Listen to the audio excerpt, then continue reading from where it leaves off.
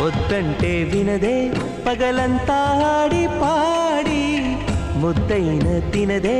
పరిగెత్తే పైడి లేడి చిలకల్లే చెవిలో ఎన్నో సులాడి